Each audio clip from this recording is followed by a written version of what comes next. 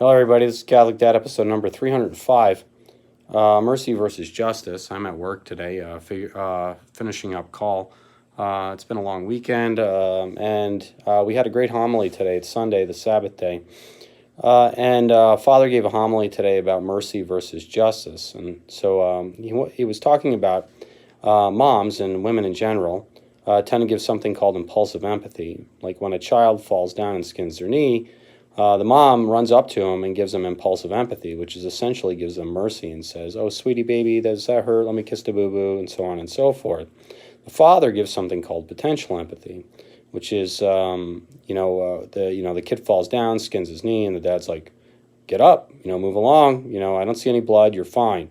Meaning he's trying to make the child fortified against the ills of the world, being able to deal with difficulties in life, because the world is not going to love you like a mother loves you. You will never get as much love in your life as you will get from your mother, and therefore, if you only got impulsive empathy or mercy your entire life, you're going to develop into a narcissist or somebody who is self-absorbed and entitled. That's the way it works.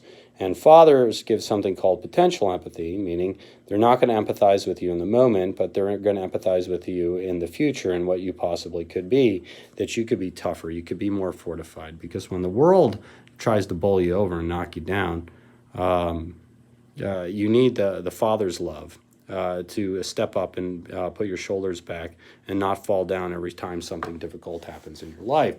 And that's the justice side of the argument. So you have the mercy side of the argument, which is mom always gives you mercy no matter what, and dad tends to give you justice no matter what, because he wants to see you get better in the future, and your mom wants to make sure you're okay.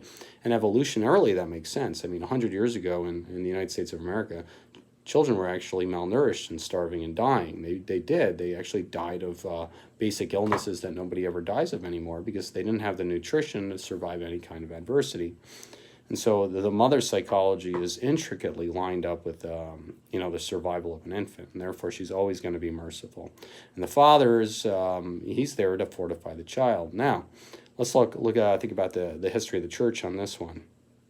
The church is mercy, for sure it is, and God is mercy.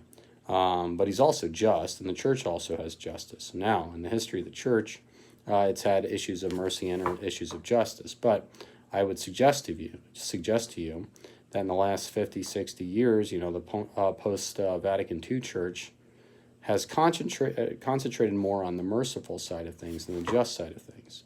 Meaning that it's, everything's going to be fine, you're going to be okay, and nobody's telling you to get up and walk it off, or self-analyze yourself, because there is justice in the world, and there is mercy in the world as well. Now, the gospel reading today was when John the Baptist was telling everybody, repent, the end is near, and then Christ comes along and says, hey, it's okay, right? So John the Baptist was the justice side of things. He was the father of the family, and then Christ comes along, and he essentially gave impulsive empathy or mercy to his people, and that's the impulsive empathy side of things. You need both in the world. For sure you do. Now, if anybody doubts that we have too much mercy in the church today and not enough justice, the question to ask yourself is, how often do you think about, or are you concerned with your own salvation? Meaning, if you were to die today, are you concerned that could be end up in a bad way? And if the answer is you never actually are concerned with your own salvation, you probably have too much mercy in your life, and you've probably been fed too many merciful homilies in your life and not enough justice. Because the fact of the matter is, you're not assured of your own salvation. You do have a possibility of going to hell and going to purgatory and going to the wrong place. Now, I would say if you have mercy, and you're not concerned with your own salvation, you've kind of been Protestantized, because Protestants believe that they're saved. They believe that the Lord's merciful and that they're good enough, even though they're not great. They're good enough to get to heaven, and therefore they believe in the sole mercy of the Lord. Problem is, the Lord has a just side, and you might actually go to hell. And if you doubt that, Padre Pio, he had the capacity to speak to souls after death. And a woman came up to him and asked him to speak to her father, and he did. And she said, "Did you contact were you able to speak with my father's soul?" And he said, "I was." She said, so is he in heaven? Did he make it? And he said, no, I'm sorry, he didn't make it. He's in hell because he had an affair he didn't repent for. And so, if an affair is something that you go to hell for, which I think probably most people would agree, if there is a sin, breaking your marital vows and having an affair is probably a sin that you would go to hell for. But what about stealing? What about bearing false witness? What about gossiping? What about telling false things about people? What about evading your taxes slightly? What about, the sins that people, what about being jealous, coveting the neighbor's goods? Like the sins that a lot of people are guilty of are those, therefore deserving of the same certain hell as adultery is, if you haven't repented for them. If they are, then I think a lot of people who are assured of their own salvation shouldn't be. Which means the church itself has probably in the last 60 years, if this is you, by the way, probably catechized you with mercy and not enough justice. And now, there is mercy in the church for sure, because anybody that goes to heaven has mercy, because none of us are probably deserving of it. But all that being said is, if all you hear is mercy, then you become narcissistic, center of the world, entitled, and you believe that you actually have salvation when you don't necessarily have it. It's not a decision for you to make.